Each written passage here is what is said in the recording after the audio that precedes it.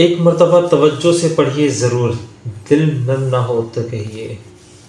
ये हाफिज़ुल असद का ज़माना था। दमश्क का मारूफ मशहूर ताजर रात के पिछले पहर सड़कों पर टहल रहा था। मौसम खुशगवार होने के बावजूद इसका दम घुटा जा रहा था। डॉक्टरों के मुताबिक इसके पास हफ्ता या 10 दिन से पहले ज़्यादा टाइम नहीं था। दुनिया की हर आसाइश के होते हुए बेबसी का ये आलम था कि टाइम से पहले ही सब कुछ ख़त्म होता महसूस हो रहा था। मुल्क के डॉक्टरों ने जवाब दे दिया था। एक नन्ही सी उम्मीद थी कि अमेरिका में इलाज हो सकता है, वो भी दम तोड़ गई जब वहाँ कई महीने टेस्ट वगैरह करवाने के बाद सीनियर तरीन डॉक्टर ने आखिरकार एक दिन आकर नरमी से समझाया कि आपके पास ज़्यादा टाइम नहीं है। लिहाजा मेरा मशवरा है और अक्लमंदी भी यही होगी कि बाकी का कीमती टाइम आप अपने बीवी बच्चों के साथ गुजारें। रात के इस पहर बेखबरी के आलम में ना जाने कितनी देर तक टहलता रहा। उसकी सोचों का तसलसल तब टूटा जब टहलते टहलते वो एक तंग से बेरौनक पुल पर पहुंच चुका था। सड़क पर दूसरी तरफ स्ट्रीट लाइट के नीचे एक खातून खड़ी किसी आदमी से गुफ्तगू कर रही थी। 30 साल के लगभग।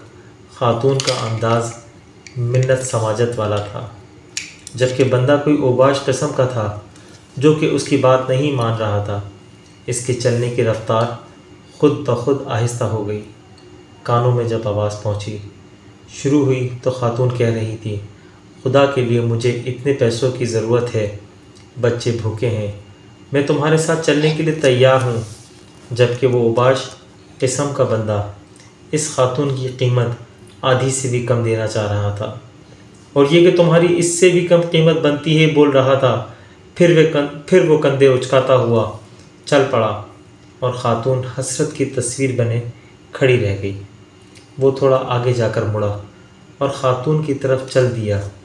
उसे नज़दीक आता देखकर ख़ातून चौकन्नी हो गई। उम्मीद भरी नज़रों से करीब आते को देखने लगी। नज़दीक पहुंचने से पहले ख़ातून आगे बढ़ी।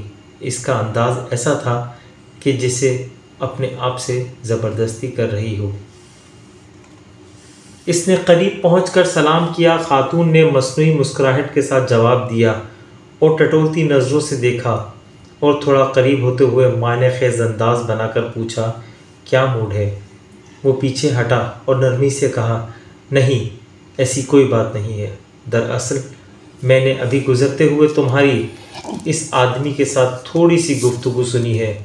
मुझे बताओ मेरी बहन, तुम्हारे साथ क्या मसला है? इस तरह पूछना था कि खातून जो कि मजबूत दिखाई देने की कोशिश कर रही थी यकदम रुहासी हो गई। बोली, भाई कसम है उस ज़ात की जो हमारी गुफ्तगू सुन रहा है, मैं इस टाइप की औरत नहीं हूँ जो इस वक्त घर से निकलकर सड़क पे किसी का इंतज़ार करे, मगर मैं बहुत मजबूरी के आलम में इस वक्त इस जगह पर हूँ। इसे लगा किसी ने इसका दिल मुट्ठी में ले लिया हो। इसने मज़ीद नरमी से कहा, दिलों का हाल तो अल्लाह ही जानता है बहन, मुझे बताओ क्या बात है?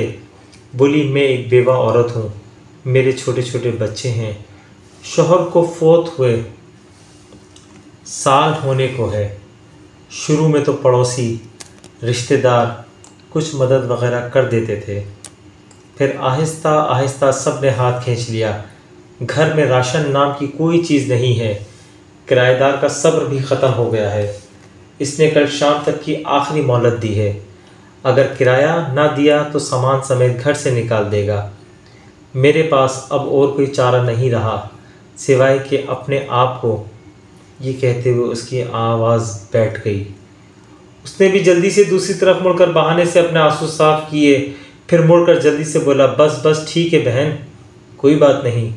और अपनी जेबों में हाथ डाले तो पता चला कि जेबों में जो रकम है वो ना होने के बराबर है, क्योंकि जिस आलम में वो निकला था उसे तो होश ही नहीं था। इसने खातून से कहा, फ़िलहाल ये रखो और मुझे अपना एड्रेस बताओ। फ़िक्र करने की कोई ज़रूरत नहीं है, अपने घर जाओ, इंशाल्लाह सब ठीक हो जाएगा। खातून बेयकीनी के अंदाज में इसकी तरफ देख रही थी, जैसे सोच रही हो कि इस पर भरोसा करे कि ना करे। उसने फिर से यकीन दहानी कराई कि तुम जाओ और एड्रेस बता दो बस। इसने आखिरकार एड्रेस बता दिया। फिर एक तरफ को चल पड़ी। थोड़ी देर तक खातून को जाता देखने के बाद वो मुड़ा और वापसी की तरफ तेज़ी से कदम उठाने लगा। घर पहुंचकर इसने काफ़ी मिकदार में नकदी ली और वो ड्राइवर को बड़ी वैन निकालने को कहा। फिर खुद ड्राइव करते हुए शहर के 24 घंटे खुले रहने वाले स्टोर से राशन की बड़ी मिकदार वैन में भरी और ख़ातून के बताए हुए एड्रेस पे पहुंचकर सारा राशन इसके घर उतारा। बाकी की रकम ख़ातून को दी और कहा सुबह किराएदार से वो खुद बात कर लेगा और किराए का मामला निपटा देगा और इंशाल्लाह हर महीने मखसूस रकम आप तक पहुंचा दी जाएगी।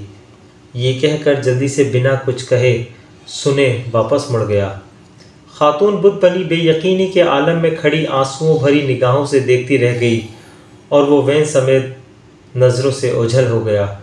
इसकी कैफियत अब काफ़ी बल्कि बहुत मुख्तलिफ थी। इसके अंग अंग से खुशी फूट रही थी। कुछ घंटों पहले जो इसकी हालत थी वो अब यकसर बदल गई थी। अब उसे हफ्ता 10 दिन गुजर जाने की जो फ़िक्र थी वो थोड़ी कम हो गई थी। हफ्ता 10 दिनों का ख्याल आते ही इसने कागज़ कलम लेकर ख़ातून का एड्रेस लिखकर वसीयत लिखी कि हर माह बाकायदगी से 4 लोगों के माकूल से बढ़कर ख़र्चे की रकम इस एड्रेस पर भिजवाई जाए और कागज़ को लिफाफे में बंद करके तिजोरी में रख दिया। अब इसे ऐसा लग रहा था कि अपने आखिरी सफ़र के लिए वो तैयार है या थोड़ी बहुत तैयारी कर ली है। फिर हफ्ता गुज़र गया, 10 दिन गुज़र गए, फिर मज़ीद 10 और पूरे 15 दिन गुज़र गए। घर वालों के कहने के बावजूद वो हस्पताल नहीं गया और फिर पूरा 1 महीना गुज़र गया और अगले महीने की रकम भी इसने फ़ौरन भिजवा दी। फिर ऐसा एक महीना करते करते पूरा साल गुज़र गया और वो मामूल के मुताबिक रकम भिजवाता रहा। फिर 5 साल, फिर 10 साल गुज़र गए और फिर पूरे 20 साल गुज़र जाने के बाद वो एक रात मामूल के मुताबिक तहज्जुद के लिए उठा। वज़ू करके तहज्जुद शुरू की और सजदे में दुआ करते करते इसकी सांसें ख़त्म हो गई। इस जाने पहानी से सजदे की हालत में रुखसत हो गया।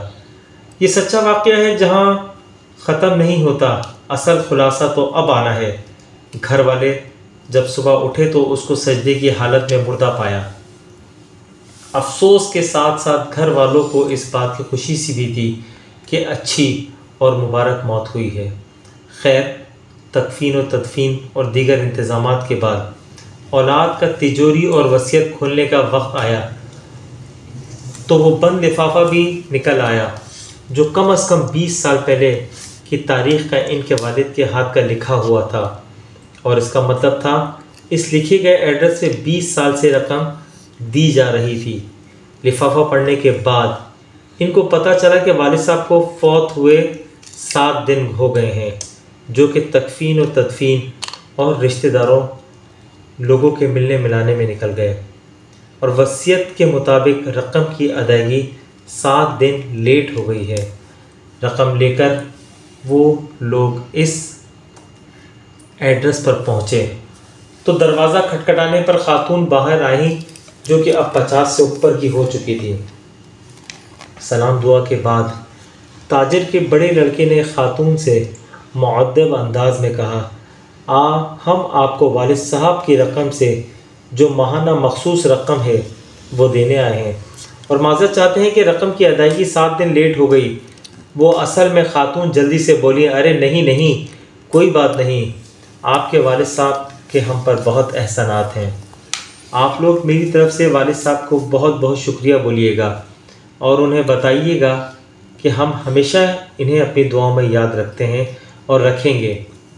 मेरी तरफ़ से आदाब के साथ इन्हें बताइएगा कि अब इन्हें रकम भेजने की ज़रूरत नहीं है। बेटा हैरानगी से बोला, क्यों? अब क्यों नहीं है ज़रूरत रकम की? ख़ातून ने खुशी के आंसू में मिली आवाज़ में जवाब दिया, अल्लाह के फ़ज़ल से महीने पहले मेरे बड़े बेटे की मुलाजमत लगी थी और 7 दिन पहले ही बेटे इस बेटे को इसकी पहली तनख्वाह मिली है। खातून रवानी में पता नहीं क्या क्या बोले जा रही थी, जबकि लड़कों के कानों में खातून का यही जुमला अटक कर रह गया, 7 दिन पहले ही मेरे बेटे को इसकी पहली तनख्वाह मिली है। 7 दिन पहले ही मेरे बेटे को इसकी पहली तनख्वाह मिली है। नबी करीम सल्लल्लाहु अलैहि वसल्लम का फरमान है, राजदारी में किया गया सदका अल्लाह पाक के गुस्से को बुझाता है।